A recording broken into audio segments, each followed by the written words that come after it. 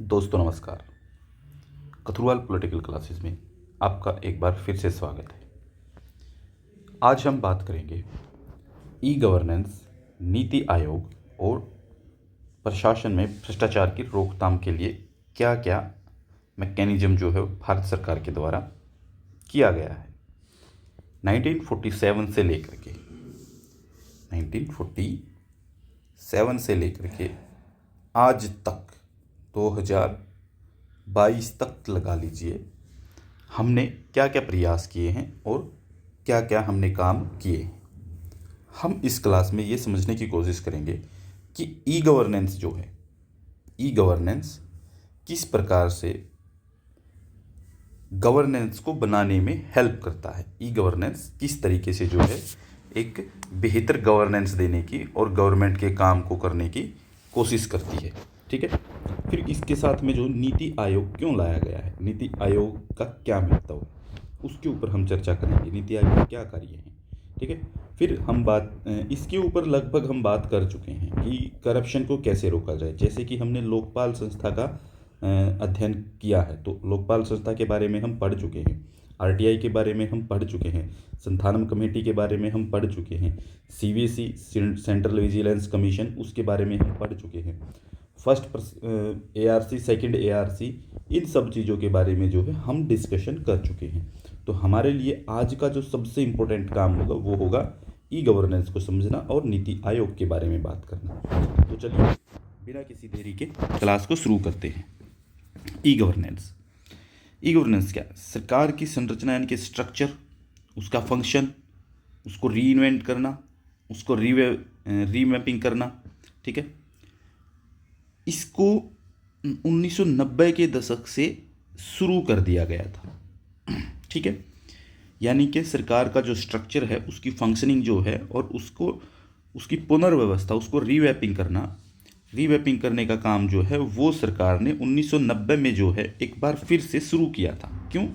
क्योंकि उन्होंने क्या है कि अपना public delivery system of the state जो है उसको बेहतर करने के प्रयास किए 1990s के दशक में। ठीक है। 1990s में जो है इसको बेहतर करने की कोशिश की जाती है। कैसे कोशिश की जाती है आपको पता होगा इस बारे में कि 1990s के अंदर जो है हमने क्या किया था। 1991 के अंदर हमने काम शुरू किया था एलपीजी का, लिबरलाइजेशन, प्राइवेटाइजेशन, ग्लोबलाइजेशन। इन नीतियों की तरफ हम बढ़ना शुरू हो गए थे। तो हमने जो है ये काम भी करने शुरू किए थे कि हम लिबरलाइजेशन की तरफ जा रहे हैं, प्राइवेटाइजेशन की तरफ जा रहे हैं, ग्लोबलाइजेशन की तरफ जा रहे हैं। तो हमने जो है जो कैपिटलिस्ट स्ट्रक्चर है, कैपिटलिज्म को अपनाना शुरू कर दिया था। ठीक है। हम इससे पहले जो है वेलफेयर स्टेट में जिस तरीके से काम करते थे उसके तरीके को भी हमने जो है वो अपनाना शुरू कर दिया था। इसके बाद जो है आईसीटी, इंफॉर्मेशन कम्युनिकेशन टेक्नोलॉजी, सूचना एवं संचार प्रौद्योगिकी की सहायता से ई गवर्नेंस ने जो सरकारी अधिकारियों को अपने काम में जवाबदेह प्रभावी बनाने की प्रक्रिया में अहम भूमिका निभाई है। यानी कि हमने जब से टेक्नोलॉजी का यूज़ शुरू किया है, कम्युनिकेशन का यूज़ शुरू किया है, कम्युनिकेशन में टेक्नोलॉजी का यूज, आईसीटी। ठीक है। आईसीटी का यूज जब हम कर रहे हैं तो इसी ने जो आईसीटी ने ई गवर्नेंस को बेहतर करने की कोशिश की है। और बेहतर करते हुए जो जितने भी गवर्नमेंट की अथॉरिटीज़ हैं, गवर्नमेंट के ऑफिशियल्स हैं, उन ऑफिशियल्स के साथ में जो है उनके काम को जो है ज़्यादा अकाउंटेबल बनाना है, उनके काम को ज़्यादा इफ़ेक्टिव बनाना है। उसमें एक बड़ा रोल जो है वो आईसीटी ने निभाया है। ठीक है। इसके बाद जो है ई गवर्नेंस यानी कि जो गुड इलेक्ट्रॉनिक गवर्नेंस जो है उसने गुड गवर्नेंस के लिए जो है जो सरकारी कामकाज है उसकी जो प्रोसेस हैं उनके अंदर काफ़ी ज़्यादा मतलब कि एक बड़ा रोल उसका रहा है कि एप्लीकेशंस ऑफ आईसीटी, एप्लीकेशंस काफ़ी ज़्यादा रही हैं कि उसको अप्लाई करने के लिए, सरकारी कामकाज के अंदर आईसीटी को अप्लाई करने के लिए जो है वो ई गवर्नेंस जो है गुड गवर्नेंस को आगे बढ़ाने में सहयोग कर रहा है। दूसरी बात करें तो इसमें ये हो सकता है कि ई गवर्नेंस जो वो सूचना और सेवा वितरण में, यानी कि आप कह सकते हैं कि जो सर्विस डिस्ट्रीब्यूशन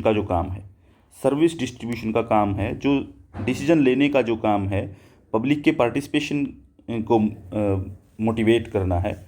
ठीक है। पब्लिक के पार्टिसिपेशन को बढ़ाना है। ठीक है। उसको करने के लिए सरकार को अधिक जवाबदेह, पारदर्शी और कुशल बनाने के उद्देश्य से आईसीटी का सार्वजनिक क्षेत्र यानी कि पब्लिक सेक्टर यूज में जो है वो प्रयोग हो गया है। ठीक है, तो यानी कि ये बात समझने की है यहाँ पे कि ई गवर्नेंस क्या काम कर रही है। तो ई गवर्नेंस जो काम कर रही है वो काम जो है वो इस तरीके के हैं कि ई गवर्नेंस जो है वो गवर्नमेंट के काम को आसान कर रही है और थोड़ा ठीक कर रही है उसको कि वो ख़राब ना हो। जैसे आप लोगों ने एक चीज़ देखी थी अभी कि वो सरकारी कामकाज की प्रक्रियाओं को क्या कर रही है, उसमें अप्लाई किया जा रहा है आईसीटी को। ठीक है, ई गवर्नेंस और सूचना वितरण यानी कि यहाँ पे information and service distribution system जो है उसको मजबूत किया गया ई गवर्नेंस से। ठीक है, लोगों की भागीदारी जो है उसको बढ़ाने की कोशिश की गई ई गवर्नेंस के माध्यम से। ठीक है, और इसी से क्या हुआ कि सरकार जो है, सरकार के अधिकारी जो हों वो ज़्यादा अकाउंटेबल दिखे, ज़्यादा ट्रांसपेरेंट दिखे। ठीक है, ये काम करने में उसने काफ़ी बड़ा योगदान दिया है पब्लिक सेक्टर के अंदर। तो इस तरीके से जो है ई गवर्नेंस जो सरकारी कार्यों के कंप्यूटरीकरण पे बहुत जोर देता है, यानी कि सरकारी कार्य काम जो होते हैं उनको सिर्फ कंप्यूटरीकृत नहीं करता है, उनको सिर्फ ये नहीं करता है कि कंप्यूटराइज किया जाए, कंप्यूटराइज करता है उनको। ठीक है, उनसे थोड़ा अलग भी हो जाता है कि सिर्फ सरकारी कामों तक नहीं है, सरकारी कामों को तो करता ही है, साथ में वो क्या कि हमारा जो लेजिस्लेचर है, हमारी जो एग्जीक्यूटिव है, हमारी जो न्यायपालिका है, जुडिशरी है, उनके लेवल पर भी जो है वो सरकारी प्राधिकरणों यानी कि ऑल गवर्नमेंट अथॉरिटीज़ की कंप्लीटली उनको जो है अप्लाई करने की कोशिश करता है, उनका संचालन करने की कोशिश करता है। ठीक है, ई गवर्नेंस। ठीक है, तो यहाँ पे जो वो इस बात के अंदर जो वो फंडामेंटल चेंज कर देता है कि हम जो है इसको सिर्फ कंप्यूटराइज नहीं कर रहे हैं, हम इसको जो है हमारे लेजिस्लेटिव, एग्जीक्यूटिव, जुडिशरी इनके लेवल पे भी जो है गवर्नमेंट की जितनी भी ऑल अथॉरिटीज़ हैं उनको संचालित करने का काम जो है वो ई गवर्नेंस जो है वो कर रही है। ठीक है, इसके बाद जो ई गवर्नेंस जो वो सरकारी संगठनों में जैसे कि स्मार्ट गवर्नेंस संचालन का काम करती है, स्मार्ट गवर्नेंस। ठीक है, स्मार्ट गवर्नेंस का काम करती है आईसीटी एप्लीकेशन के लिए जो है वो स्मार्ट गवर्नेंस का काम करता है। स्मार्ट का अर्थ क्या होता है, स्मार्ट का मतलब क्या है, स्मार्ट का मतलब है simple, moral, accountable, responsible, transparent. ये आपको याद रखना है, ये पेपर में पूछा जाता है। स्मार्ट का मतलब क्या है, गवर्नेंस के फील्ड में स्मार्ट का क्या मतलब है, तो इसका मतलब है सिंपल, मोरल, अकाउंटेबल, ठीक है, रिस्पॉन्सिव, ट्रांसपेरेंट, ये आपको याद रखना है इनका मतलब। ठीक है, तो इस प्रकार स्मार्ट जो है, स्मार्ट गवर्नेंस किस चीज़ में सहायक है, स्मार्ट गवर्नेंस क्या काम करती है, ठीक है, उसके क्या फ़ायदे हो सकते हैं। पहली चीज़ तो ये है कि सरकार की आंतरिक सांगठनिक प्रक्रियाओं के सुधार, मतलब कि जो इंटरनल ऑर्गेनाइजेशनल प्रोसीजर है उसके अंदर जो है ये सुधार करती है। दूसरी चीज़ है बेहतर जानकारी और सेवा प्रदान करना। ठीक है, यानी कि सही इन्फॉर्मेशन यानी कि good information and services provide करवाना, ये काम है इसका। थर्ड है इसका करप्शन को कम करने के लिए सरकार की पारदर्शिता बढ़ाने में, यानी कि करप्शन जो है उसको कम करने में सहयोग करेगा, यानी करप्शन को जो है वो रिड्यूस करेगा और गवर्नमेंट के अंदर जो वो ट्रांसपेरेंसी लाने की कोशिश करता है।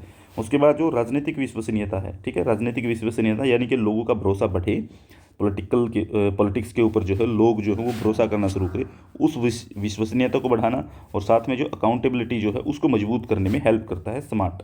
ठीक है, स्मार्ट गवर्नेंस। ठीक है, फिर है जैसे कि जन भागीदारी यानी कि पब्लिक पार्टिसिपेशन जो है और परामर्श के माध्यम से लोकतांत्रिक कार्यप्रणाली को बढ़ाने में सहयोग करता है। यानी कि एक तो पब्लिक पार्टिसिपेशन इसके अंदर ज़्यादा होगा, उसके बाद क्या परामर्श होता है कि आपको सुझाव लेने हो। ठीक है, अगर पब्लिक पार्टिसिपेट करेगी तो अपना ओपिनियन भी रखेगी, तो ओपिनियन रखेगी तो गवर्नमेंट को सुझाव भी मिलेगा। अगर उससे सुझाव मिलता है तो इससे क्या है कि पब्लिक जब ज़्यादा पार्टिसिपेट करती है तो पार्टिसिपेट करने से क्या है कि जो डेमोक्रेसी है, डेमोक्रेटिक सिस्टम जो है वो ज़्यादा मजबूती से आगे बढ़ता है। ठीक है, ई गवर्नेंस का उपयोग अनेक कार्यों में किया जा सकता है, मतलब किन किन जगहों पे जो है ई गवर्नेंस का प्रयोग किया जा सकता है, ये चीज़ देख लीजिए। पहली चीज़ तो हम ये देखते हैं कि सूचना के प्रसार में, ठीक है, इन्फॉर्मेशन को आगे पहुंचाने के लिए, फिर जैसे कि टू वे कम्युनिकेशन, पारस्परिक संचार, टू वे कम्युनिकेशन में आपस में बातचीत करने में, सेवा वितरण में यानी कि service distribution and financial transaction के लिए हम फाइनेंशियल ट्रांजैक्शन करते हैं, ई गवर्नेंस का यूज़ कर सकते हैं। ठीक है, इंटीग्रेशन के लिए संगठन के बाहर और दोनों जगह पे, यानी कि संगठन के इनसाइड और आउटसाइड दोनों साइड के ऊपर जो है उसको इंटीग्रेट करने के लिए। फिर राजनीतिक भागीदारी के लिए पॉलिटिकल पार्टिसिपेशन में सहयोग कर सकती है गवर्नेंस। शिकायत निवारण यानी कि रिडर्सल गवर्नेंस के लिए जो है ये काम कर सकती है। इसके बाद जो है ई गवर्नेंस मॉडल है क्या चीज़, इसको देखिए, ई गवर्नेंस मॉडल के बारे में क्या बात हुई है। एक व्यक्ति हैं प्रोफेसर डॉक्टर एरी हलामची, प्रोफेसर डॉक्टर एरी हलाचमी, हलाचमी नाम है इनका, हलाचमी। इन्होंने क्या है कि इनका एक आर्टिकल है e governance theory and practice the evidence from Tennessee, ठीक है, टेनेसी यूएसए के अंदर है, ठीक है। उसके लिए जो है इन्होंने एक लेटर के अंदर जो है कुल मिलाकर के ई गवर्नेंस के 5 मॉडल बताए हैं कि कौन कौन से जो हैं वो 5 मॉडल हो सकते हैं ई गवर्नेंस के। देखिए, इनको थोड़ा डिटेल में समझ लीजिएगा और थोड़ा ध्यान से पढ़ लीजिएगा कि क्या क्या मॉडल हैं। पहला है ब्रॉडकास्टिंग मॉडल, ठीक है। इसका प्रयोग कहाँ पे किया जाता है? इसका प्रयोग किया जाता है कि सूचना का प्रसार करना हमें, ठीक है। डिससेमिनेशन एंड ब्रॉडकास्टिंग, इसके लिए इसका यूज़ किया जा सकता है, इसके ऊपर बेस है ये, ठीक है। ये पूरा का पूरा जो मॉडल है ये जो है डिससेमिनेशंस एंड ब्रॉडकास्टिंग, इसके ऊपर बेस है, जो है पब्लिक गवर्नेंस है, यानी कि सार्वजनिक प्रशासन जो है उसके एरियाज़ के अंदर जो है वो आईसीटी को और जो कन्वर्जेंट मीडिया है उसके साथ में वाइडर पब्लिक डोमेन के अंदर जो है उसको यूज़ किया जा सकता है वहाँ पर, ठीक है। यानी कि आईसीटी में, कन्वर्जेंट मीडिया के अंदर और वाइडर पब्लिक डोमेन में जो है इसका यूज हो सकता है। तो ये मॉडल जो है ये बताता है कि शिक्षित नागरिक जो हैं वो सरकार की गतिविधियों का आकलन करने में बेहतर सक्षम है। इस मॉडल का मतलब ये है कि जो एजुकेटेड पर्सन है, एजुकेटेड सिविल सोसाइटी जो है वो सरकार की जितनी भी एक्टिविटी होती हैं उनको ज़्यादा अच्छे से समझने में वो कैपेबल है, वो गवर्नमेंट का भी इसमें सहयोग कर सकता है। और इसके अंदर सिटीजन किसको मान रहा है कि एक तो मान रहा है कि जो डिससेमिनेशन ब्रॉडकास्टिंग के ऊपर तो बेस है ही है, साथ में ये कहता है कि जो कन्वर्जेंट मीडिया है वो इसके अंदर शामिल होगी, वाइडर पब्लिक डोमेन ये इसके अंदर शामिल होगा। इसीलिए जो ये सोसाइटी के डेमोक्रेटिक कैरेक्टर को सिक्योर करने के लिए जो है वो इम्पोर्टेंट रोल निभाता है। यानी कि सोसाइटी का जो डेमोक्रेटिक कैरेक्टर है, लोकतांत्रिक चरित्र है, उसकी रक्षा करने के लिए जो है वो महत्वपूर्ण भूमिका निभाएगा, ठीक है। और ये ई गवर्नेंस के कारण संभव हो पाया है, ठीक है, ई गवर्नेंस के कारण। दूसरा मॉडल है इसका क्रिटिकल फ्लो मॉडल। आपको इनके नाम याद रखने हैं और ये किस चीज़ के ऊपर बेस करता है वो आपको याद रखना है।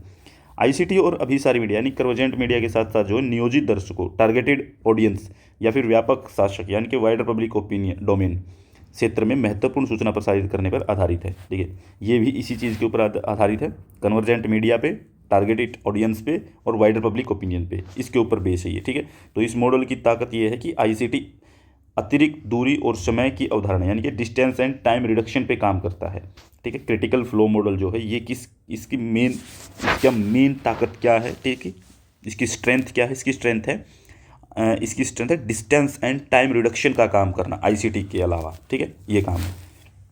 तीसरा है इसका तुलनात्मक विश्लेषण मॉडल हलामची, ठीक है। तुलनात्मक विश्लेषण मॉडल हलामची क्या कहते हैं? हलामची के अकॉर्डिंग जो है यहाँ पे ये मॉडल जो विकासशील देशों को उन सर्वोत्तम प्रणालियों को खोजने में मदद करता है जो राष्ट्र में शासन और को अधिक प्रभावी बना सके।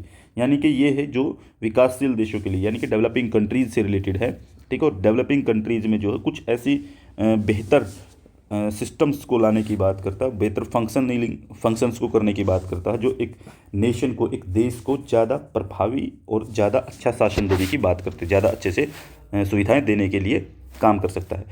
फिर है ई एडवोकेसी, मोबिलाइजेशन और लॉबिंग मॉडल। ई एडवोकेसी, मोबिलाइजेशन और लॉबिंग मॉडल, इसके अंदर होता क्या है?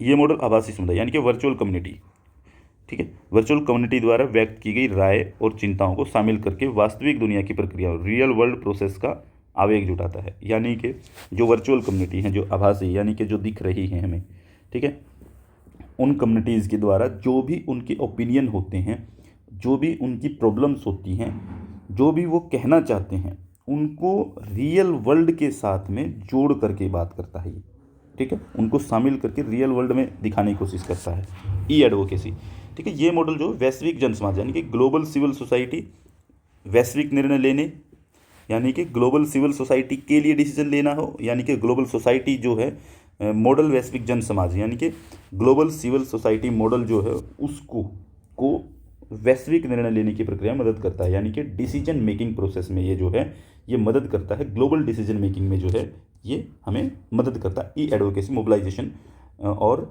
लॉबिंग मॉडल, ठीक है। इसके बाद है संवाददाता मॉडल। संवाददाता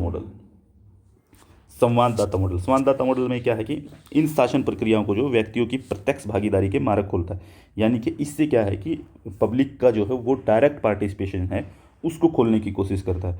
और ये आईसीटी के माध्यम से जो निर्णय लेने के लिए प्रक्रिया में अधिक निष्पक्षता और पारदर्शिता, यानी कि डिसीजन लेने के लिए और बायसनेस को ख़त्म करके साथ में क्या लेके आना, हमें ट्रांसपेरेंसी, उसके ऊपर काम करता है। ये 5 मॉडल बताए हैं, इनको एक बार फिर से देख लीजिए, इनके नाम देख लीजिए क्या क्या मॉडल हैं। ठीक है, डॉक्टर एरी हलाचवे जो हैं उन्होंने जो है अपने पत्र में, उनका एक आर्टिकल है, उस आर्टिकल में E government theory and practice the evidence from Tennessee, E government theory and practice the evidence from Tennessee US. ठीक है, 5 मॉडल यहाँ पर है।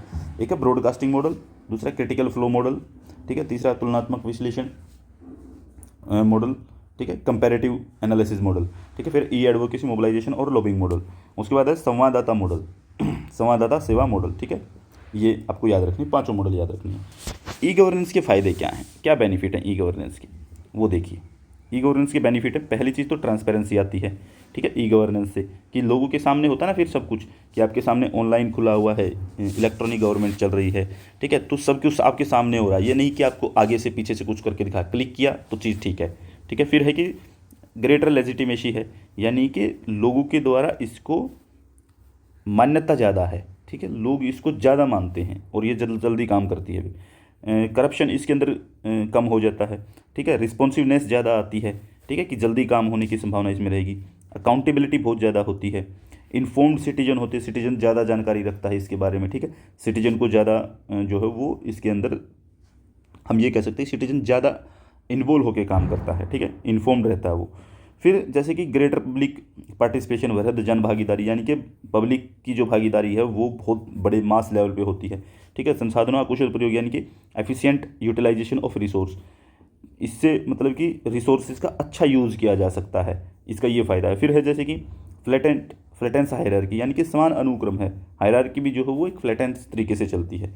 इसके बाद जो है कामकाजी कार्रवाई और अधितंत्रता, यानी कि reduce paper work and red tapism, यानी कि जो लाल फीताशाही है वो ख़त्म हो जाती है, पेपर वर्क जो मैनुअल वर्क जो होता था वो ख़त्म हो जाता है। ठीक है, ये सारा इलेक्ट्रॉनिक वर्क होता है।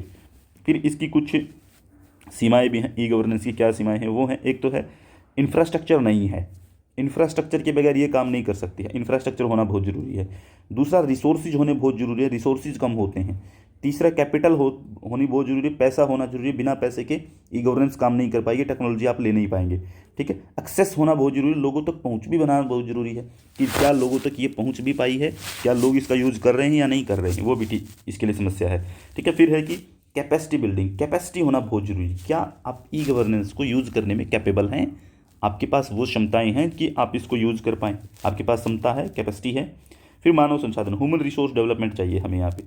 ह्यूमन रिसोर्स डेवलपमेंट मतलब कि स्किल्ड लोग चाहिए जो इसको यूज़ कर सकें, लोगों को ज़्यादा जानकारी होनी चाहिए इसके बारे में। फिर ठीक है, परिवर्तन का विरोध, यानी कि रेसिस्टेंट ऑफ चेंज, यानी कि जब ये चेंज करते हैं तो सोसाइटी कहती है कि ये क्या ले आई, यहाँ पे क्या होगा। जैसे कि ऑनलाइन एग्ज़ाम हुआ, मैनुअल एग्ज़ाम होता था, मैनुअल एग्ज़ाम में जो है लगता था पेपर लीक हो रहा है, लेकिन ऐसा भी लगता था कि पेपर जो है बहुत खर्चा भी बहुत ज़्यादा हो रहा है। अब ऑनलाइन हो रहा है, प्रिंटिंग का खर्चा गया, कंप्यूटर, लैपटॉप, ये सब चीज़ें चलनी शुरू हो गई। लेकिन अब ये कह रहे हैं लोग कि इसका विरोध इसलिए होता है कि ऑनलाइन एग्ज़ाम लेने से जो है वो पेपर लीक हो रहा है, उससे लोगों को नुकसान हो रहा है, पढ़ने वाले बच्चों को। ठीक है, फिर है भाषा का भी इसके अंदर बहुत बड़ा रोल है, कि लैंग्वेज जो है यहाँ पे इंग्लिश ही यूज हो रही है ई गवर्नेंस में। ठीक है, तो इंग्लिश से कैसे काम चलेगा, तो इंग्लिश तो ज़रूरी है ही नहीं, कि बहुत सारे लोग तो मदर टंग के अंदर काम करते हैं, अपनी रीजनल भाषाएं हैं, रीजनल भाषाओं में सामान चीज़ें नहीं दिखाई देती हैं, तो ये भी इसके लिए चैलेंज है कि ये भाषा डेवलपमेंट कैसे करेगा। ठीक है, फिर है जैसे ई गवर्नेंस के माध्यम से सरकार की सहभागिता निम्नलिखित प्रकार से संभव है, यानी कि गवर्नमेंट का पार्टिसिपेशन वो किस तरीके से हमें दिखाई दे सकता है, वो हो सकता है गवर्नमेंट टू गवर्नमेंट, यानी सरकार से सरकार की वार्ताएं होती रहे। फिर है जैसे कि गवर्नमेंट टू सिटीजन, सरकार और सिटीजन के बीच का एक रोल रहे। ठीक है, इससे सहभागिता बढ़ेगी। फिर हो सकता है सरकार से व्यापार, यानी कि गवर्नमेंट टू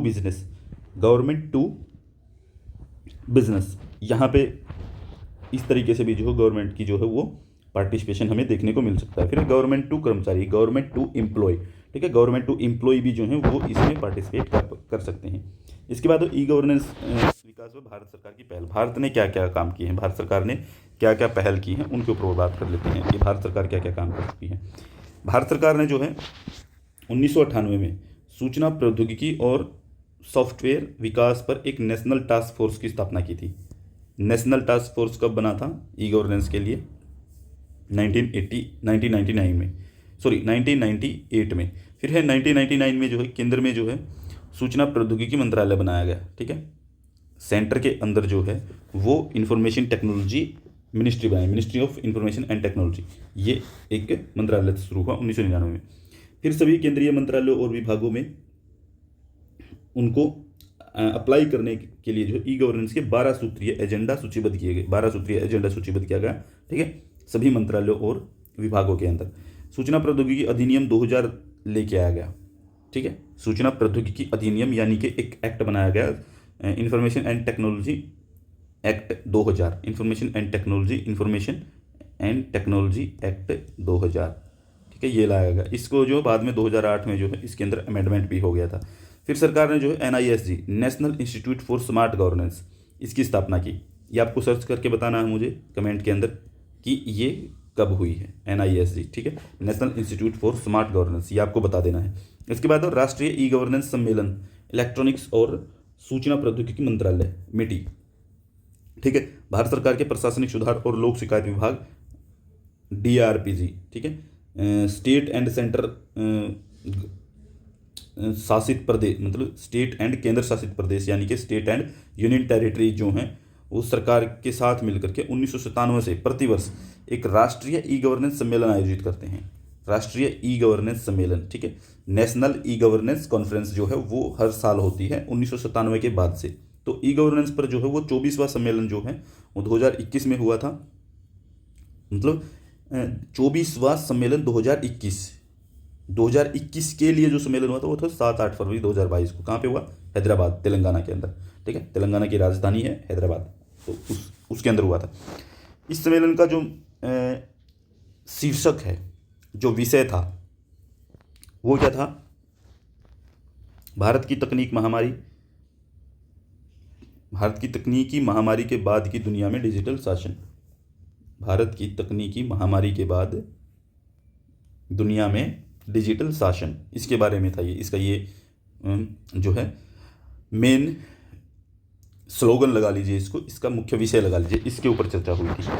इसके बाद जो है एक मुंबई घोषणा हुई है। मुंबई घोषणा जो है वो कुछ चीज़ों को पूरा करती है, वो देख लीजिए।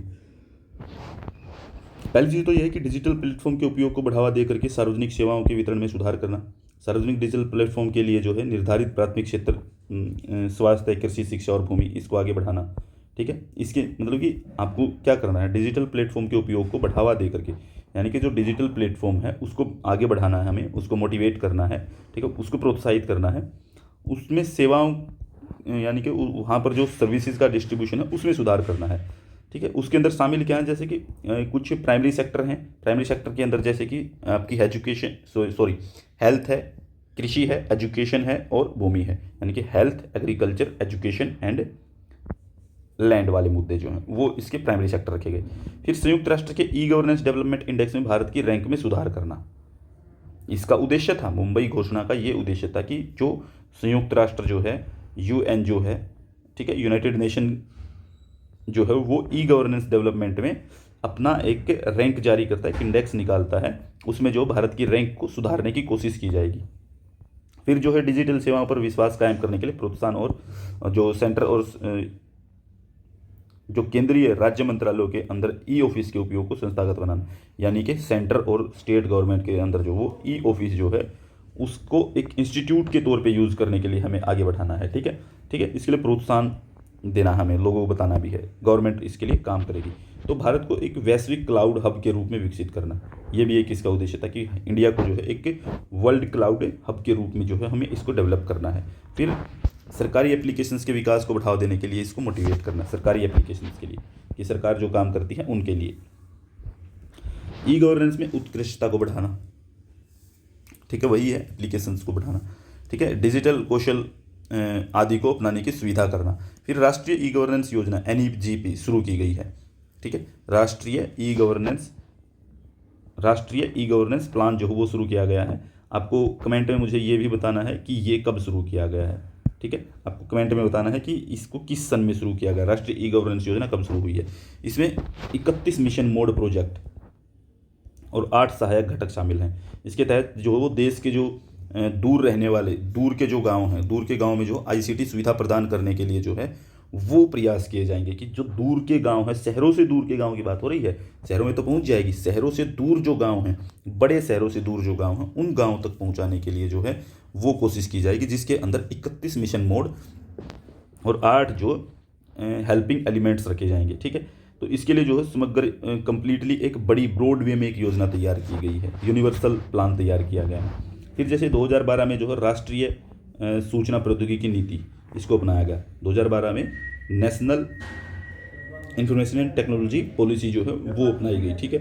फिर राज्य सरकारों ने जो है ई सेवा आंध्र प्रदेश, ठीक है, और मतलब कि इन जो स्टेट गवर्नमेंट है इन्होंने शुरू की है। जैसे आंध्र प्रदेश ने शुरू की है ई सेवा के नाम से, कर्नाटक ने शुरू की है भूमि के नाम से।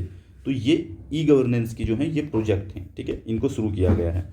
तो इसके बाद जो है डिजिटल इंडिया पहल क्या है। डिजिटल इंडिया जो है हमने शुरू किया था, सरकार ने शुरू किया था डिजिटल इंडिया को 2015 के अंदर। तो डिजिटल इंडिया शुरू हुआ था। डिजिटल इंडिया के अंदर क्या चीज़ें रखी है। पहली चीज़ तो है कि पूरे देश को डिजिटल रूप में हमें इसको मजबूत बनाना, पूरा देश डिजिटल होना चाहिए, पूरे देश को डिजिटलाइज करने की हमने कोशिश की।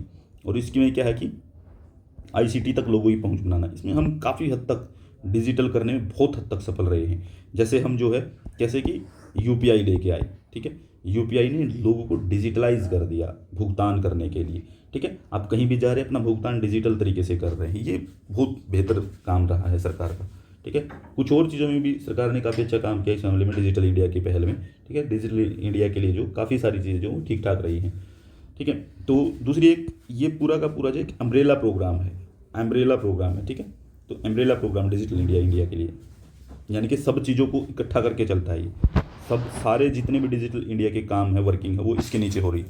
इसके अलावा जो पहला उद्देश्य जो है, इसका उद्देश्य जो इंटरनेट कनेक्टिविटी और डिजिटल जो स्ट्रक्चर है उसमें सुधार करना है, कि डिजिटल स्ट्रक्चर जो है उसको मजबूत करना है, उसको सुधार करना है, और इंटरनेट कनेक्टिविटी जो है उसको बेहतर करना है, ठीक है। इसीलिए जो है वो प्लान लाए गए थे। 5G प्लान जो है वो इसीलिए आ रहा है कि इसको और मजबूत किया जाए। 4G प्लान जो वो इसीलिए आए थे, और 4G के जो सारे जो कॉन्ट्रैक्ट हैं वो शुरुआत में इसीलिए जियो को दिए गए थे, और जियो इसीलिए डेवलप हो पाया कि उसके सारे स्पेक्ट्रम और वो जो सारी चीज़ें हैं वो आगे बढ़ाई गई। तो यहीं पे जो है ये पूरे के पूरे स्पेक्ट्रम जो जब गए, तो इन स्पेक्ट्रम से ही जो है वो एक अच्छी और बेहतर सुविधा देने में कामयाब हो पाए, ठीक है। किसी और को भी देते तो वो भी कर लेता ये काम, ठीक है। तो वहाँ गए तो उसने कर लिया। तो पहल इस जो इनिशिएटिव जो है, इस इनिशिएटिव को जो है सरकार ने लिया, ठीक है। इलेक्ट्रॉनिक और सूचना प्रौद्योगिकी मंत्रालय जो है वो इसमें शामिल था इस इनिशिएटिव को लेने में, यानी कि हमारा जो इलेक्ट्रॉनिक्स एंड इंफॉर्मेशन टेक्नोलॉजी जो मिनिस्ट्री है वो इसके अंदर शामिल थी, ठीक है। तो डिजिटल इंडिया के अंदर जो है ये कुछ प्रोग्राम दिए गए हैं, 9 प्रोग्राम दिए गए हैं, ठीक है। वो आप एक बार देख लीजिएगा कि ब्रॉडबैंड हाईवे शुरू किया गया था, ठीक है। Universal access to mobility, mobile connectivity ये शुरू की गई थी। पब्लिक इंटरनेट एक्सेस प्रोग्राम जो है ये हुआ था इसके अंदर, ठीक है। E governance reforming governing through technology, ठीक है। ई क्रांति electronic delivery of service, information of all, electrics manufacturing, targeted net zero imports, IT for jobs, ठीक है। अर्ली हार्वेस्ट प्रोग्राम्स, ये 9 प्रोग्राम थे डिजिटल इंडिया के। इनको अचीव करना था। ये सारे के सारे जो हैं आपको देख लेने हैं एक बार, ठीक है। तो डिजिटल इंडिया के तहत जो है वो बहुत सारे इनिशिएटिव लिए गए। ये कुछ और भी हैं, आप उनको देख लीजिए। माई गवर्नमेंट के नाम से एक MYGOV, ठीक है, माई गवर्नमेंट के नाम से है। इसका मेन मोटिव क्या है, इसका मेन उद्देश्य क्या है, ठीक है। इसका मेन उद्देश्य जो है, तो इसका जो मेन उद्देश्य है वो सुशासन का जो लक्ष्य है, गुड गवर्नेंस का जो लक्ष्य है उसको पूरा करना है। उसकी दिशा में सरकार को जो है और नागरिकों को जो है, नागरिक और जो सरकार है, गवर्नमेंट और जो सिटीजन हैं, उनके बीच में एक संपर्क बना के रखना है इसको, ठीक है, एक कनेक्शन बनाना है। तो ये जो है ये do discuss poll talk blog इसके ऊपर काम करता है। इसका लोगो है माई गवर्नमेंट का, do, discuss, poll, talk, blog, ठीक है। इनके माध्यम से ये कहता है कि सरकार और जो सिटीजन है उनके बीच में हम कम्युनिकेशन को बढ़ा सकते हैं, ठीक है। इससे जो सिटीजन का जो पार्टिसिपेशन है गवर्नमेंट की एक्टिविटीज़ में, उसको हम मोटिवेट कर सकते हैं, उसको ज़्यादा कर सकते हैं। इसके बाद जो वो डिजी लॉकर शुरू किया है। डिजी लॉकर जो ये जो हमारे सिटीजन्स को जो है अपने उसके जितने भी डॉक्यूमेंट हैं उनको सिक्योर करने के लिए उनका एक डेटा कलेक्शन का काम करता है, ठीक है। जितने भी जो सर्विस प्रोवाइडर हैं, सर्विस प्रोवाइडरों के साथ साथ जो है वो इनको साझा करने का एक मंच है डिजी लॉकर। यानी कि डिजी लॉकर में आप अपने डॉक्यूमेंट्स रख सकते हैं। ये आपके डिजी लॉकर वगैरह आपके फर्स्ट पेपर में भी आपके काम आ सकते हैं, इनको याद कर लेना, ये बहुत ज़रूरी चीज़ें हैं, ठीक है। फिर है जैसे कि ई हॉस्पिटल ऑनलाइन रजिस्ट्रेशन फ्रेमवर्क, ये एक तैयार किया गया। इसमें क्या है कि मरीजों को सरकारी अस्पतालों में जो है ऑनलाइन ओपीडी और जो अपॉइंटमेंट है उसको लेने की सुविधा दी गई है कि जो गवर्नमेंट के जो हॉस्पिटल हैं वहाँ पे ऑनलाइन ओपीडी शुरू की गई है और उसके लिए जो है अपॉइंटमेंट भी ऑनलाइन शुरू किया जाएगा, ठीक है, मरीजों के लिए।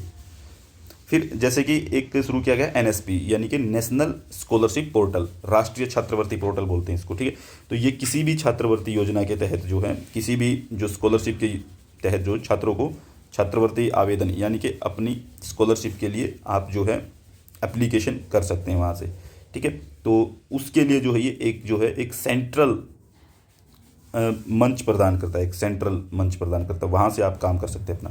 फिर जैसे कि दर्पण इन्होंने शुरू किया। दर्पण एक ऑनलाइन प्लेटफॉर्म है, ठीक है। इसमें भी क्या है कि उपयोग इसका जो मेनली यूज जो हो राज्य के लिए, जो राज्य के अंदर यूज़ करना है आपको इसका, ठीक है। यानी कि जो हायर एजुकेशन है या फिर हायर मतलब कि जो ज़्यादा प्राथमिकता वाले जो एरिया हैं वहाँ पे इस परियोजनाओं के क्रियान्वयन को और निगरानी करने के लिए, ठीक है, यानी कि विजिलेंस करने के लिए इसको जो हो इसका एनालिसिस करने के लिए किया जा सकता है। यानी कि गवर्नमेंट के जो काम हैं, गवर्नमेंट के काम जो कि ज़्यादा प्राइमरी लेवल के काम हैं, हाईली जिनको हम प्राइमरी मानते हैं, उनकी फंक्शनिंग कैसी है, उनको हम किस तरीके से उनके ऊपर निगरानी कर सकते हैं, उनका एनालिसिस किस तरीके से कर सकते हैं, वो यहाँ पे आपको देखने को मिल सकता है। दर्पण लिखो तो शीशे के अंदर देखना जिस तरीके से। तो राज्य सरकार के साथ साथ जो है जो जिला प्रशासन होता है उसके अंदर जो हमारे जितने भी हायर अथॉरिटीज़ हैं उनके बारे में भी हम यहाँ पे उनकी जो परियोजनाएं, उनकी जो प्रोजेक्ट हैं उनके बारे में भी हम जो यहाँ पे जानकारी रख सकते हैं, ठीक है। तो उनकी कंप्लीट यानी कि सही समय पे जानकारी यहाँ पे उपलब्ध आपको हो सकती है। इसके बाद आपका प्रगति के अंदर क्या है कि protective governance and timely implication. इसका उद्देश्य जो है वो प्रोएक्टिव गवर्नेंस और जो सामयिक क्रियान्वयन यानी कि टाइमली इम्प्लीमेंटेशन की जो प्रथा है उसको शुरू करने की बात है। यानी कि ई ट्रांसपेरेंसी एंड ई अकाउंटेबिलिटी शुरू करना है, इसका मेन काम 2015 में इसको शुरू किया गया था प्रगति को। तो यहाँ पे जो है प्रोएक्टिव गवर्नेंस को और टाइमली इम्प्लीमेंटेशन की प्रथा जो है उसको शुरू करने के ऊपर जो है ज़्यादा ध्यान देने की कोशिश है कि इसको ज़्यादा ट्रांसपेरेंट किया जा सके, ज़्यादा अकाउंटेबल बनाया जा सके, ठीक है। फिर है जैसे कि जन सुविधा केंद्र जो है वो 2.0 जन सुविधा केंद्र 2.0 CSC, ठीक है, ये शुरू किया गया था। इसको क्या है कि जो देश का जितना भी रूरल एरिया है, रूरल एरिया में सूचना प्रौद्योगिकी के यानी कि इंफॉर्मेशन टेक्नोलॉजी के जितने भी उपाय हैं उनको डेवलप करने के लिए जो है वो कोशिश की गई है, उसको सामर्थ्य प्रदान करने के लिए जो है वो कोशिश की जा रही है, ठीक है। मोबाइल सेवा लोगों को मोबाइल फ़ोन, टैबलेट और उनके माध्यम से जो है वो सर्विस प्रोवाइड करने की कोशिश की जा रही है इसके अंदर जन सुविधा केंद्र 2.0 में। फिर है जीवन प्रमाण पत्र पेंशन भोगियों के लिए जो है आधारित बायोमेट्रिक प्रमाणीकरण, यानी कि लोगों को जो पेंशन मिलती है उसको जो है आधार से जोड़ करके, आधार से लिंक कर करके, ठीक है, लोगों की जो पेंशन है उनके अकाउंट्स में, उनके खातों में लाने की बात की जा रही है, ठीक है। उसके लिए जो पेंशन वितरण प्राधिकरण PDA ये बनाया गया है, ठीक है, पेंशन डिस्ट्रीब्यूशन अथॉरिटी जो उसको डेवलप किया गया है इसके लिए, ठीक है। यानी कि अब व्यक्ति को जो है वहाँ पे जाने की ज़रूरत नहीं है कि वो पेंशन लेने के लिए कहीं दूसरी जगह जाएगा, उसकी पेंशन डायरेक्ट उसके खाते में आ जाएगी, ठीक है, यहीं पे। फिर इसके बाद जो है national centre of geo informatics, national centre of geo informatics जो है ये शुरू किया गया, ये एक प्रोजेक्ट है। यहाँ पे क्या है कि ये लोकेशन बेस्ड एनालिसिस के ऊपर काम करता है। दूसरा कि डिसीजन सपोर्ट सिस्टम है ये। फिर जैसे जियोग्राफिकल इंफॉर्मेशन सिस्टम जो है उसके ऊपर ये काम करता है। ये इन चीज़ों को डेवलप करने की कोशिश कर रहा है कि आप जो है एक लोकेशन बेस्ड एनालिसिस कर पाएंगे कि आपका लोकेशन क्या है जगह का। फिर डिसीजन सपोर्ट सिस्टम है, डिसीजन लेने में आपकी सपोर्ट करता है। दूसरी बात की जियोग्राफिकल इंफॉर्मेशन सिस्टम है कि भौगोलिक जो सूचना प्रणाली है उसको उसको उसकी जानकारी के लिए जो है ये पूरा एक जो है एक मंच प्रदान करता है। क्या? National centre of geo informatics, ठीक है, NCOG इसको। फिर इसके बाद है ई क्रांति। ई क्रांति राष्ट्रीय शासन योजना है। ये ई क्रांति राष्ट्रीय शासन योजना का 2.0 पार्ट है, यानी कि राष्ट्रीय शासन योजना जो आई थी, नेशनल गवर्नेंस प्लान जो आया था, उसका दूसरा भाग है ई क्रांति, ठीक है, उसका दूसरा स्टेप है ये। तो यहाँ पे जो है डिजिटल इंडिया के लिए जो है एक बड़ा काम करने की कोशिश ये है कि 2015 में जो है transforming e governance for transforming governance के लक्ष्य को शुरू किया गया है। Transforming e governance for transforming governance, इसके टारगेट को शुरू कर दिया गया कि ये अचीव करना है। तो ई क्रांति के तहत जो 44 मिशन मोड परियोजनाएं शुरू की गई हैं, ठीक है, ये आपको याद रख लेना है। जिनमें से कुछ हम देख भी सकते हैं, सारी तो नहीं समझ सकते लेकिन कुछ देख सकते हैं, जैसे कि ई एजुकेशन।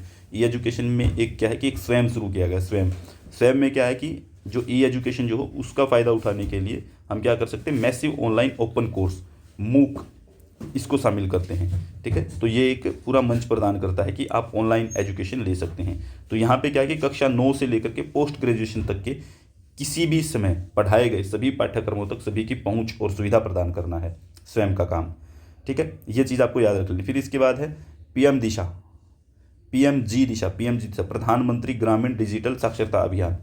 ये एक और शुरू किया गया है, ठीक है। तो यहाँ पे क्या है कि जो ग्रामीण जो एरिया है उसके अंदर जो है 6 करोड़ लोगों को डिजिटल रूप से साक्षर बनाना है, यानी कि 6 करोड़ लोगों को जो है यहाँ पे आप जो है एजुकेशन देने की बात कर रहे हैं, उनको साक्षर बनाने की बात कर रहे हैं, ठीक है। 6 करोड़ लोगों को डिजिटल रूप में कि आप फ़ोन के माध्यम से, टैबलेट के माध्यम से इस तरीके से उनको जो है एजुकेट करना चाहते हैं।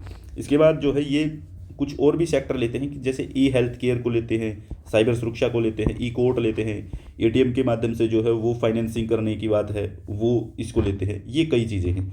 फिर कुछ नए इनिशिएटिव भी लिए गए हैं। नए इनिशिएटिव्स में क्या है कि जून के अंदर जो है संचार मंत्रालय जो हमारा कम्युनिकेशन डिपार्टमेंट है, कम्युनिकेशन मिनिस्ट्री जो है, उसमें जो है डाक कर्म योगी लॉन्च किया गया है। डाक कर्म योगी इसको लॉन्च किया गया। यह जो ये डाक विभाग का एक ई लर्निंग पोर्टल है, ई लर्निंग पोर्टल। इसे जो विभागीय कर्मचारी, ग्रामीण डाक सेवा, ठीक है, इनको जोड़ करके एक मिश्रित कैंप मोड या ऑनलाइन में समान एकीकृत सामग्री तक पहुंचाने में ये मदद करता है। उसमें जो है वो हमारी क्षमताओं को बढ़ाता है, ठीक है, उसके उद्देश्य से शुरू हुआ ये। तो ये कई जो सरकार से सिटीजन्स को जो सेवाएं देनी है उनको प्रभावी ढंग से डिस्ट्रीब्यूट करने में हमारी मदद करता है। ये जो शुरू किया गया क्या, डाक कर्मयोगी लोन, डाक कर्मयोगी, इसको याद रखना। फिर जून 2022 में जो है शिक्षा मंत्रालय द्वारा PM ई विद्या योजना वो शुरू हुई है। ICT के उपयोग के लिए जो है उसको शुरू किया। यूनेस्को की मान्यता से जो है इसको शुरू किया। यूनेस्को ने इसको जो है वो अथोराइज्ड किया है। 2000 इसको जो है शुरुआत की वर्ष 2021 के लिए एक किंग हमद बिन ईसा अल खलीफा पुरस्कार जो वो भी मिला है। ये आपको याद रखना है, ये बहुत इंपॉर्टेंट है। किंग हमद बिन ईसा अल खलीफा, किंग हमद बिन ईसा अल खलीफा, ये एक अवार्ड है, ये शुरू किया गया था, ठीक है। यूनेस्को ने इसको ये अवार्ड दिया है, ठीक है, ई विद्या, PM ई विद्या योजना को, ठीक है। तो PM ई विद्या कार्यक्रम को जो शिक्षा मंत्रालय जो है उसके द्वारा चलाया जाता है, ठीक है। वो इसको उसी ने इसको लॉन्च किया था। मई 2020 तक जो है ये कहा गया कि आत्मनिर्भर भारत अभियान का इसको हिस्सा बना दिया गया, ठीक है। साथ में इसमें कुछ कार्यक्रम की जैसे डिजिटल, ऑन एयर, ऑनलाइन शिक्षा से जुड़े सभी प्रयासों को इसके अंदर इंटीग्रेट कर दिया गया है। ई विद्या प्रोग्राम जो है, PM ई विद्या प्रोग्राम या PM ई विद्या जो प्लानिंग जो है, योजना जो है, उसके अंदर इन चीज़ों को साथ में जोड़ा गया है कि डिजिटल को जोड़ दिया, ऑन एयर को जोड़ दिया, ऑनलाइन शिक्षा जो है उसको इसके अंदर जो इंटीग्रेट कर लिया गया है, ठीक है, ताकि सीखने के नुकसान को कम करने के लिए जो प्रौद्योगिकी का उपयोग जो है इसकी शिक्षा प्रदान करने के लिए जो मल्टी मॉडल एक्सेस को सक्षम किया जा सके, ठीक है, मल्टी मॉडल एक्सेस को जो है वो ज़्यादा कैपेबल बनाया जा सके। तो हमद बिन ईसा अल खलीफा जो ये अवार्ड है 2005 में बहरीन जो है, बहरीन के अंदर जो है वो सरकार की मदद से शुरू किया गया था। ठीक है, तो ये व्यक्तियों और जो यानी कि कोई इंडिविजुअल है या कोई ऑर्गेनाइजेशन है उनको दिया जाता है। ठीक है, उनको किस लिए दिया जाता है कि जो कुछ ऐसी योजनाएं लेकर आते हैं जो कि डिजिटल युग में एजुकेशन को बढ़ाने के लिए, सिखाने के लिए, लर्निंग के लिए, एजुकेशन के लिए, ठीक है, और एक कंप्लीटली एक बड़ा प्रोग्राम करने के लिए एजुकेशन के फील्ड में सिर्फ डिजिटल होना चाहिए। डिजिटल युग में एजुकेशन को कैसे प्रमोट करना है उसके लिए जिसने कोई प्रोग्राम शुरू किया हो, तो वहाँ पे जो भी व्यक्ति जो है टेक्नोलॉजी का यूज़ करके टेक्नोलॉजी का जो भी रचनात्मक उपयोग को बढ़ावा दे रहा हो उसको ये अवार्ड जो है ये दिया जाता है। हम हमद बिन ईशा अल खलीफा, ठीक है, 2005 में शुरू हुआ था। ठीक है, मिला किसको है? ये मिला है भारत सरकार को पीएम ई विद्या योजना के लिए। भारत सरकार में जो मंत्रालय है, शिक्षा मंत्रालय, एजुकेशन मिनिस्ट्री, वो इसको चला के रखती है। ठीक है, तो ये थे हमारे सारे के सारे डिजिटल इंडिया के प्रोग्राम। इसमें से जितने आएंगे नहीं आएंगे उनका नहीं पता, लेकिन ये बेसिकली एक ओवरव्यू है डिजिटल इंडिया का। इसके बाद जो हमारा काम बचता है वो आता है नीति आयोग वाला काम, कि नीति आयोग जो है वो कैसे है, वो क्या काम करता है। तो नीति आयोग को हम शुरू करते हैं। नीति आयोग क्या करता है? ठीक है, नीति आयोग का मतलब क्या है? पहले तो नीति आयोग की फुल फॉर्म देख लीजिए, national institution for transforming India, ये इसकी फुल फॉर्म है। इसका जो गठन किया गया 1 जनवरी 2015 को जो है केंद्रीय मंत्रिमंडल, सेंट्रल जो हमारा कैबिनेट है, सेंट्रल कैबिनेट के एक प्रस्ताव के माध्यम से जो है इसको शुरू किया गया था। उसने एक प्रस्ताव रखा, उससे इसको शुरू किया गया। ये भारत के लिए जो है ये थिंक टैंक का काम करता है। नीतियाँ बनाने के लिए जो है उसमें जो है ये डायरेक्शनल एंड पॉलिसी इनपुट्स को देखता है और ये एक थिंक टैंक का काम करता है। ठीक है, ये दोनों जानकारियाँ हमारे लिए जरूरी है। ठीक है, तो सामरिक तौर पे और दीर्घकालिक नीतियाँ, यानी कि designing strategy and long term policies, यानी कि लॉन्ग टर्म पॉलिसीज और स्ट्रेटजी को तैयार करने में ये हमारी मदद करता है भारत सरकार की। ठीक है, तो इस कार्यक्रम के तहत जो नीति आयोग जो केंद्र और राज्यों को प्रासंगिक तकनीकी सलाह, यानी कि ये एक सलाह के तौर पे काम करता है सेंटर और स्टेट गवर्नमेंट के लिए। ठीक है, नीति आयोग की जो गवर्निंग काउंसिल है, गवर्निंग काउंसिल जो होती है उसके अध्यक्ष की अगर हम बात करें तो वो प्रधानमंत्री होते हैं, और राज्यों के प्रधानमंत्री तो होते हैं गवर्निंग अध्यक्ष। इसमें जो और लोग शामिल होते हैं वो होते हैं राज्यों के सभी मुख्यमंत्री। ठीक है, और जो कहीं पर मान लीजिए कि कहीं मुख्यमंत्रियों के साथ में जो है जो उपराज्यपाल होते हैं केंद्र शासित प्रदेशों के, वो इसमें शामिल होते हैं। ठीक है, तो यहाँ पे इनको शामिल करके जो है ये जो कोऑपरेटिव फेडरलिज्म जो है उसको बढ़ावा देने का काम करता है। 1950 में जो है हमने एक प्लान शुरू किया था, प्लानिंग कमीशन। 1950 में हमने प्लानिंग कमीशन को जो है वो लेके आए थे, तो अब उसकी जगह पे ये जो है ये रिप्लेस करके आ गया है। प्लानिंग कमीशन को जो रिप्लेस कर दिया नीति आयोग ने।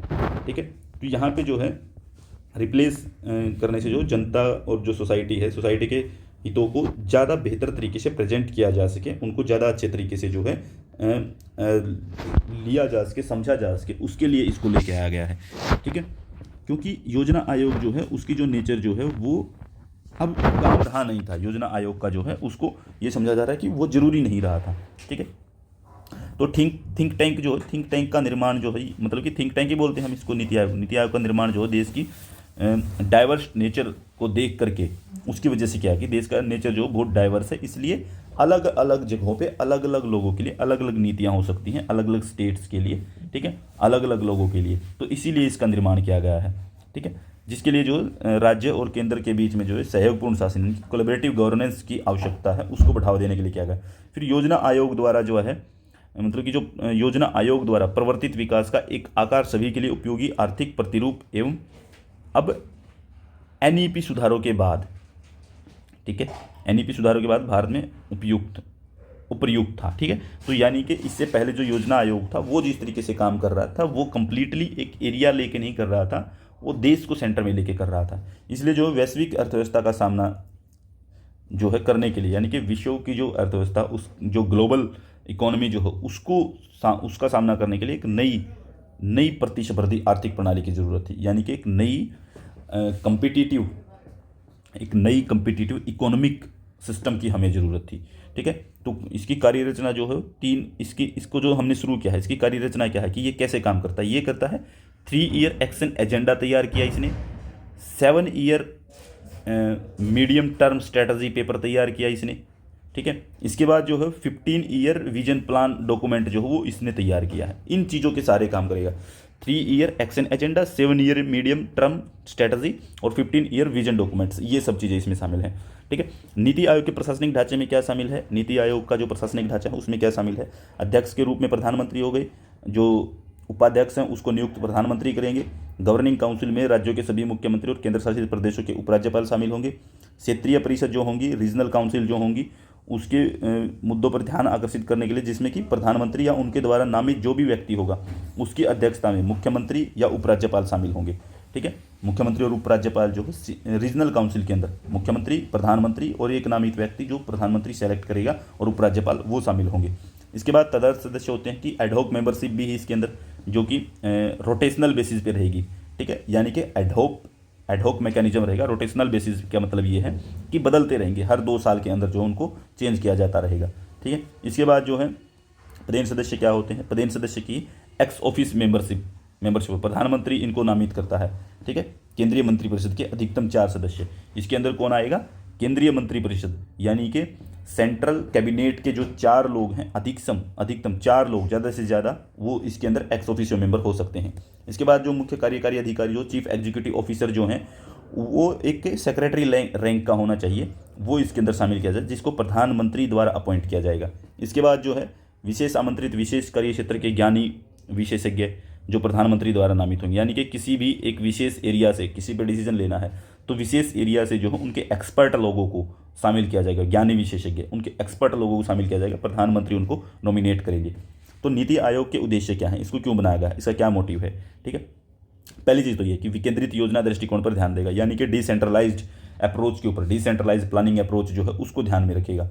ठीक है, इसके बाद जो सहकारी संघवाद को बढ़ावा देना, यानी कि कोऑपरेटिव फेडरलिज्म को बढ़ावा देगा। समुदाय की विशिष्ट आवश्यकताओं पर, यानी कि कोई भी देश का जो कोई भी जो समुदाय है उसकी क्या ज़रूरत है उसके ऊपर ध्यान देना है।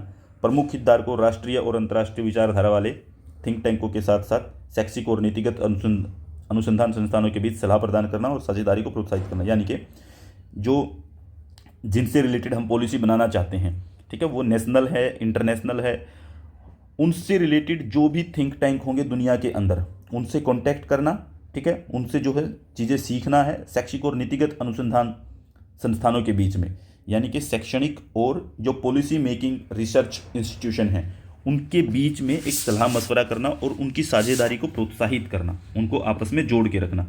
फिर राष्ट्रीय और अंतर्राष्ट्रीय विशेषज्ञों और गैर सरकारी संगठनों, नागरिक समाज, निजी कंपनियां यानी कि प्राइवेट कंपनियां हैं, सिविल सोसाइटी है, ठीक है, जो नेशनल एंड इंटरनेशनल जो एक्सपर्ट हैं उनको जो उनके बीच में जो है एक सहयोगी शासन, एक कोऑपरेटिव गवर्नेंस के माध्यम से जो है एक ज्ञान, नवाचार और उद्यमशीलता सहायता प्रणाली बनाना, यानी कि इनोवेशन एंड इंटरप्रेन्योरियलता को शामिल करना। ठीक है, उस प्रणाली को शामिल करना इसके अंदर। फिर अंतर क्षेत्रीय और अंतर विभागीय मुद्दों के समाधान के लिए एक मंच प्रदान करना। ठीक है, यानी कि अंतर क्षेत्रीय और अंतर विभागीय, यानी कि जो इंटर रीजनल है और इंटर डिपार्टमेंटल है, उनके बीच में उनके मुद्दों का समाधान करने के लिए एक मंच तैयार करना। ठीक है, वो काम करना। फिर अत्याधुनिक संसाधन केंद्र बनाना जो सुशासन और टिकाऊ, मतलब कि अत्याधुनिक का मतलब कि जो मॉडर्नाइज्ड सेंटर है, ठीक है, उनको बनाने के अत्याधुनिक, ठीक है, वो संसाधन तैयार करने हैं। ठीक है, केंद्र के लिए, ठीक है, सेंटर में वो चीज़ें नहीं, जिससे कि गुड गवर्नेंस को टिकाऊ और न्याय संगत विकास में सर्वोत्तम प्रणालियों के साथ जो हितधारकों के लिए उनके प्रसार में मदद हेतु अनुसंधान ग्राहकों, यानी कि रिसर्च बेस चीज़ें करनी है, जिसके अंदर गुड गवर्नेंस को अचीव करने के लिए हमें एक टिकाऊ और एक न्याय संगत, यानी कि एक जस्टिफाई डेवलपमेंट को हमें अचीव करना है सर्वोत्तम प्रणालियों के माध्यम से, जो अच्छी प्रणालियाँ हम ले सकते हैं।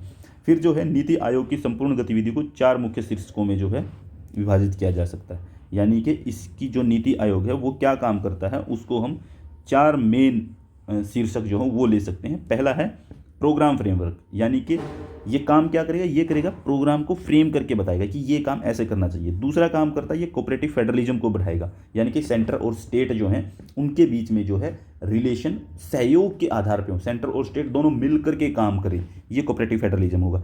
ठीक है, फिर निगरानी और मूल्यांकन, यानी कि मॉनिटरिंग और इवेल्युएशन का काम करेगा, यानी कि ये मॉनिटर करेगा चीज़ों को, इवेल्युएट करेगा ये विश्लेषण करके चीज़ों के बारे में बताएगा, उनके ऊपर नज़र रखेगा, निगरानी करेगा, ठीक है, मॉनिटर करेगा उनको। फिर विचार मंच यानी कि think tank and knowledge and innovation hub, ठीक है, इसको स्थापना करनी, इसका काम इसको करना है कि थिंक टैंक के रूप में कि ये सारी सलाह यही देगा, सब कुछ सोचने का, विचारने का, रिसर्च करने का काम जो है वो इसका होगा, ठीक है। नॉलेज जो है पूरी नॉलेज इकट्ठा करना, इन्फॉर्मेशन इकट्ठा करना इसका काम है। इनोवेट करना, नवाचार, नई चीज़ें दे के आना, ठीक है, इनोवेशन करना, तो वो काम भी इसके होंगे। ये मुख्य 4 चीज़ें हैं, ठीक है, ठीक है। इन 4 चीज़ों को जो है आपको याद कर लेना है। ये 4 मेनली शीर्षक हो सकते हैं, ठीक है, इसको छोड़ दीजिए। फिर इसके जो काम करने के एरिया जो हैं, वो काम करने के एरिया कौन से हो सकते हैं, किन एरियाज़ में ये काम करेगा, ठीक है। पहला ये एग्रीकल्चर के एरिया में काम करेगा, हेल्थ के क्षेत्र में काम करेगा, महिला एवं बाल विकास के लिए काम करेगा, शासन और अनुसंधान के लिए काम करेगा, यानी कि गवर्नेंस एंड रिसर्च के लिए काम करेगा, ठीक है, वहाँ पे काम कर सकता है। ये इसके एरिया हैं, कौन से फील्ड में ये काम कर सकता है, तो ये इन फील्ड में काम कर रहा है। इसके बाद जो कौशल विकास और रोजगार यानी कि स्किल डेवलपमेंट एंड एम्प्लॉयमेंट के लिए काम, उस एरिया के लिए काम करेगा। रूरल डेवलपमेंट के लिए काम करेगा, सस्टेनेबल डेवलपमेंट गोल्स को अचीव करने के लिए काम करेगा, एनर्जी जो है उसके लिए, पावर जो है उसके लिए काम करेगा, शहरीकरण प्रबंधन के लिए यानी कि मैनेजमेंट ऑफ अर्बनाइजेशन, ठीक है, उसका काम करेगा। फिर उद्योगों के लिए, इंडस्ट्रीज़ के लिए काम करेगा, स्ट्रक्चरल जो है स्ट्रक्चर के लिए काम करेगा कि स्ट्रक्चर मजबूत होना चाहिए, अवसंरचना, वित्तीय संसाधन, फाइनेंशियल रिसोर्स क्या होंगे, कैसे होंगे, उसके ऊपर काम करेगा, कैसे डेवलप किए जा सकते हैं। जो नेचुरल रिसोर्सेज, प्राकृतिक संसाधन और पर्यावरण, नेचुरल रिसोर्सेज एंड एनवायरनमेंट, उसके लिए काम करेगा। विज्ञान और तकनीक यानी कि साइंस एंड टेक्नोलॉजी, उसके लिए काम करेगा। राज्य समन्वय और विकेंद्रीकृत योजना यानी कि सेंटर कोऑपरेशन, और साथ में जो है डिसेंट्रलाइज्ड प्लानिंग, ठीक है, राज्य समन्वय और डिसेंट्रलाइज्ड प्लानिंग, ये समय चीज़ तैयार होंगी। फिर सोशल जस्टिस एंड अधिकारिता यानी कि सोशल जस्टिस के लिए इसको काम करना पड़ेगा, उसके एरिया में भी ये काम करेगा, ठीक है, इसका क्षेत्र है वहाँ पे काम करेगा, ठीक है। भूमि और जल संसाधन यानी कि लैंड एंड वाटर कंजर्वेशन, उसके लिए वाटर रिसोर्सेज, उनके लिए काम करेगा, ठीक है। फिर है जैसे कि डेटा प्रबंधन और विश्लेषण, सार्वजनिक निजी भागीदारी यानी कि data management and public private partnership analysis यानी कि पब्लिक प्राइवेट पार्टनरशिप, PPP वाला मॉडल जो है उसके ऊपर काम करेगा। फिर परियोजना मूल्यांकन और प्रबंधन प्रभाग, ठीक है, यानी कि परियोजनाओं का जितने भी प्रोजेक्ट्स हैं, प्रोजेक्ट्स एनालिसिस इवोल्यूशन, ठीक है, उनके बारे में बात करेगा, प्रबंधन विभाग के बारे में बात करेगा, मैनेजमेंट विभाग के बारे में, ठीक है। फिर है विकास निगरानी यानी कि विजिलेंस, उसके ऊपर निगरानी रखा, नज़र रखेगा विकास डेवलपमेंट के ऊपर, ठीक है, उसका मूल्यांकन करेगा, ठीक है, कार्यालयों का मूल्यांकन करेगा। राष्ट्रीय श्रम अर्थशास्त्र अनुसंधान और विकास संस्थान, ठीक है, इसके ऊपर ये एरिया उसका काम करने का, ठीक है। तो ये जितने एरिया हम डिस्कस कर रहे हैं इनको याद रख लेना है आप लोगों को। फिर इसने क्या किया है, एक बाद में जो एक चीज़ शुरू की है, 17 जून 2018 को आयोजित नीति आयोग की 4थी गवर्निंग काउंसिल, 2018 को जो है गवर्निंग काउंसिल की बैठक होती है, ठीक है। उसमें क्या कि प्रधानमंत्री ने एक बार फिर से जो है वो कोऑपरेटिव फेडरलिज्म को आगे बढ़ाने में जो है उसको नीति आयोग के महत्व को समझाया कि नीति आयोग किस प्रकार जो है एक कोऑपरेटिव फेडरलिज्म को बढ़ा सकता है, कि सेंटर और स्टेट जो है वो आपस में मिलके काम करें, वो कोऑपरेटिव फेडरलिज्म होता है, उसको मजबूत करने में कैसे जो है नीति आयोग अपना रोल निभा सकता है, उसके बारे में बात की 17 जून 2018 को 4th गवर्निंग काउंसिल समिट के दौरान, ठीक है। नीति आयोग ने जो है वो अवसंरचना यानी कि जो इंफ्रास्ट्रक्चर है, इंफ्रास्ट्रक्चर की मजबूती के लिए जो है मॉडल और कार्यक्रम भी जो है वो स्थापित किए हैं, ठीक है। और केंद्र राज्य जो साझेदारी है यानी कि सेंटर स्टेट जो पार्टिसिपेशन है आपस में, उसकी जो पार्टनरशिप है, सेंटर स्टेट पार्टनरशिप मॉडल के ऊपर जो वो काम करने की बात कर रहे हैं, ठीक है। उसके रूप में जो वो निजी सार्वजनिक भागीदारी, PPP पब्लिक प्राइवेट पार्टनरशिप को जो है पुनः एक बार फिर से जो है स्थापित करने की बात हो रही है। तो ये मॉडल जो डेवलपमेंट सपोर्ट सर्विसेज, ठीक है, और sustainable action for transforming human capital, ठीक है, कार्यक्रम जो राज्यों को तकनीकी समर्थन प्रदान करके उनके सामाजिक क्षेत्र संकेतकों को बेहतर बनाने में मदद करने के लिए बनाया गया है, ठीक है। तो ये काम इसको करने हैं। इसके अलावा जो है क्षेत्रीय विकासात्मक असंतुलन को ठीक करने के लिए, क्षेत्रीय विकासात्मक असंतुलन को ठीक करने के लिए यानी कि एरियाज़ का जो डेवलपमेंट हुई है उनके बीच में बहुत ज़्यादा मतलब कि संतुलन सही नहीं है, कि जैसे मान लीजिए कि छत्तीसगढ़ का विकास वैसे नहीं हुआ जैसे हरियाणा का हुआ है, झारखंड का विकास वैसे नहीं हुआ जैसे पंजाब का हुआ है। तो ये इनके बीच में इनबैलेंस है, असंतुलन है, उसको ठीक करने के उद्देश्य से जो नीति आयोग ने विशेष ध्यान और समर्थन की आवश्यकता वाले क्षेत्रों के लिए विशेष कदम उठाया, यानी कि कुछ ऐसे एरियाज को छाटा है जहाँ पे ज़रूरत है, जैसे कि पूर्वोत्तर राज्य हैं यानी कि नॉर्थ ईस्ट के स्टेट हैं, द्वीप राज्य हैं यानी कि जो पानी से घिरे हुए चारों तरफ से, जैसे कि अंडमान निकोबार, लक्षद्वीप, ये सब जो हैं, पहाड़ी एरियाज़ के जो राज्य हैं, पहाड़ी एरिया, पहाड़ी हिमालय राज्य, विशिष्ट बाधाओं की पहचान करने के लिए विशेष मंचों का गठन किया गया है कि इनके लिए क्या क्या समस्याएं हैं, उनके लिए विशेष मंच बनाए गए। इन क्षेत्रों में जो है सतत विकास, सतत विकास सुनिश्चित करने के, सस्टेनेबल डेवलपमेंट सुनिश्चित करने के लिए जो है एक विशेष नीतियां जो वो गठित करने की कोशिश की गई है, ठीक है। और यहाँ पे क्योंकि इनके अंदर जो बहुत बहुत बड़ा भंडार है नेचुरल रिसोर्सेज का, उनको सिक्योर किया जा सके, ठीक है, इन एरियाज़ के अंदर। इसके बाद है नीति आयोग की महत्वपूर्ण पहलों में जो है सबसे पहले जो 15 ईयर रोड मैप है, 7 ईयर विजन स्ट्रेटजी, अमृत योजना, ये इसके अंदर है, ठीक है, ये इसके अंदर सबसे पहल में काम करते हैं। इसके बाद है डिजिटल इंडिया जो है, डिजिटल इंडिया, अटल इनोवेशन मिशन, ये भी इसके अंदर शामिल किया है, डिजिटल इंडिया को भी जो है इसने शामिल किया है, ठीक है। अटल इनोवेशन मिशन जो है नीति आयोग द्वारा समूचे पूरे देश में नवाचार और उद्यमशीलता को बढ़ावा देने के लिए प्रमुख पहल है, यानी कि अटल इनोवेशन मिशन जो है वो नीति आयोग द्वारा पूरे देश के अंदर इनोवेशन करने के लिए, यानी कि इनोवेशन के लिए और साथ में जो है हमने उद्यमशीलता को बढ़ावा देने के लिए जो एक बड़ी पहल है, ठीक है। कौन सी चीज़ है? अटल इनोवेशन मिशन। ये तो जो आने वाले वर्षों में जो भारत की जो नवाचार, इनोवेशन और उद्यमशीलता जो ज़रूरतों पर जो है विस्तृत अध्ययन और विचार विमर्श पर आधारित है। इसके ऊपर पूरा कंप्लीटली ब्रॉड स्टडी की जाएगी, कंप्लीटली पूरा थिंक टैंक के द्वारा जो विचार विमर्श किया जाएगा इस चीज़ को लेकर के, ठीक है।